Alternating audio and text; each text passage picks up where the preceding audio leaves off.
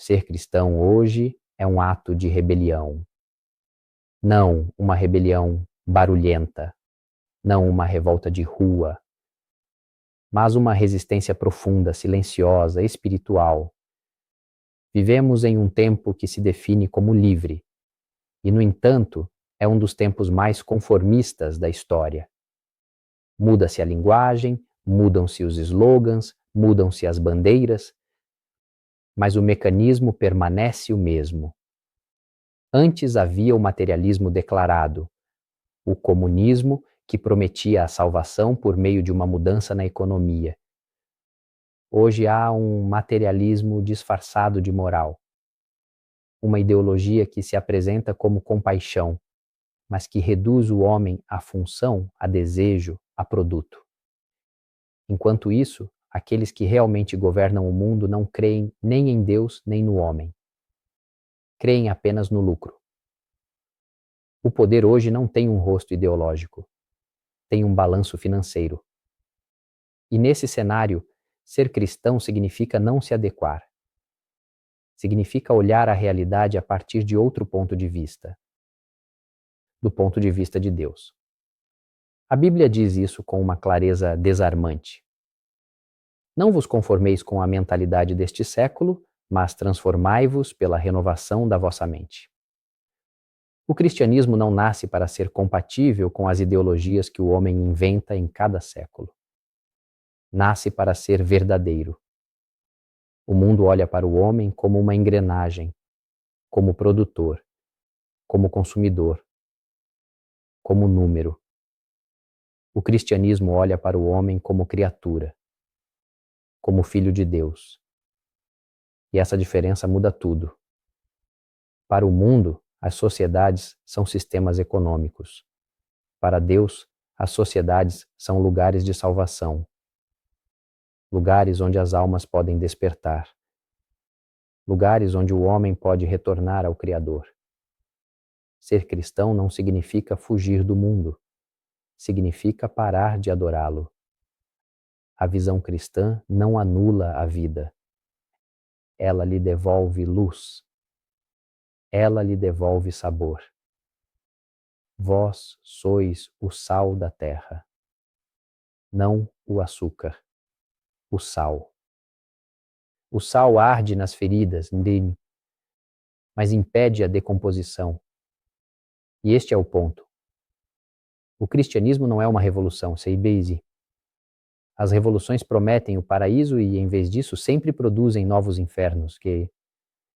O cristianismo é um combate, não contra as pessoas, mas contra os poderes que querem romper o vínculo entre o homem e Deus. A Escritura o chama por um nome preciso: anticristos. Eles nem sempre são violentos. Muitas vezes são educados, falam de direitos, falam de progresso, mas pedem uma coisa em troca: que Deus saia de cena. E é aqui que o cristão se torna perigoso, porque diz não, não por ódio, mas por fidelidade. E esse não nasce do orgulho, nasce da obediência. São Francisco tinha entendido isso. O mundo o queria cavaleiro, um degrau acima na escala social que ele, filho de comerciante, deveria subir. Ele faz a única coisa verdadeiramente escandalosa. Despe-se. Não apenas das roupas, mas da lógica do mundo. Renuncia ao sucesso para confiar-se a Deus. Caro, São Francisco não funda um protesto, funda um testemunho. Não escreve manifestos, escreve poesias e vive o Evangelho ao pé da letra. E exatamente por isso se torna explosivo, porque desmascara o engano. O mundo diz: possua para ser. Francisco responde: seja pobre para ser livre.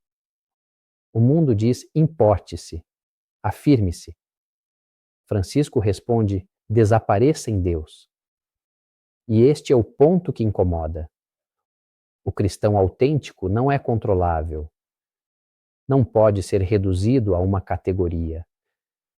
não pode ser alinhado ainda hoje. Porque hoje o conformismo não vem apenas do mundo, vem também dos ambientes cristãos. Há um cristianismo que pede permissão, um cristianismo que pede desculpas por existir, um cristianismo que suaviza o evangelho para não incomodar ninguém. Mas o evangelho incomoda. Sempre. Cristo não veio confirmar o mundo, né? Veio salvá-lo. E salvar significa arrancar e significa destruir ídolos. Significa dizer, nem tudo o que é legal é justo, nem tudo o que é aceito é verdadeiro. Se o mundo vos odeia, sabei que antes de vós me odiou a mim. Essas palavras não são uma ameaça, são um diagnóstico. O cristão reconhece outro cristão por uma coisa simples. Não é conformista. Não fala como todos. Não deseja como todos. Não mede o sucesso pelos mesmos critérios. Não porque seja melhor, mas porque olha mais alto. A verdadeira rebelião hoje é permanecer humano, plenamente humano, não reduzido ao instinto, não reduzido ao consumo, não reduzido à ideologia. O cristianismo diz algo escandaloso. O homem vale mais do que aquilo que produz, vale mais do que aquilo que deseja, vale mais do que aquilo que o sistema está disposto a lhe conceder. E isso coloca em crise tanto o materialismo antigo quanto o novo. Por isso o cristão não é chamado a vencer, é chamado a resistir, a manter abertos os pontes entre o homem e Deus. Pontes que o mundo gostaria de fazer ruir, não sempre com a violência, mas muitas vezes com o esquecimento. E aqui entra em jogo a coragem. Não a coragem gritada, mas a coragem cotidiana. Rezar quando parece inútil. Dizer a verdade quando custa. Permanecer fiel quando convém trair. Este é o ato de rebelião. Não pegar em armas, mas tomar a cruz. Não conquistar o poder, mas desmascará-lo. Não fugir do mundo, mas atravessá-lo sem lhe pertencer. O meu reino não é deste mundo. E é exatamente por isso que coloca este mundo em crise.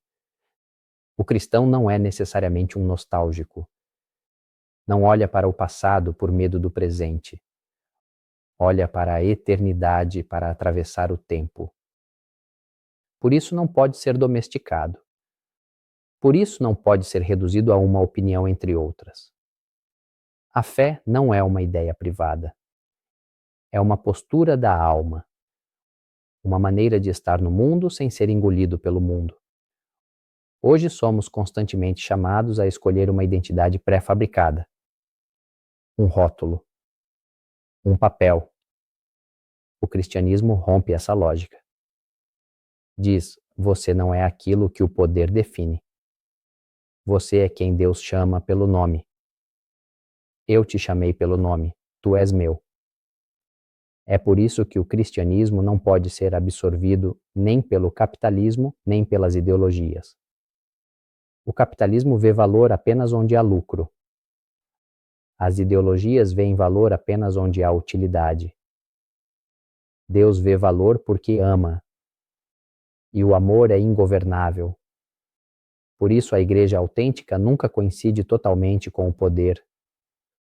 Quando tenta, adoece. Os santos sempre compreenderam isso. São Bento, que salva a civilização afastando-se do seu ruído. Santa Catarina, que fala aos poderosos sem pedir permissão. São Francisco, que desarma o mundo recusando as suas armas. Os santos não são conformistas. São livres. E a liberdade assusta. Assusta um sistema que vive do controle. Assusta um mundo que já não sabe o que fazer com Deus. Mas o cristão sabe que sem Deus, o homem não se torna plenamente ele mesmo.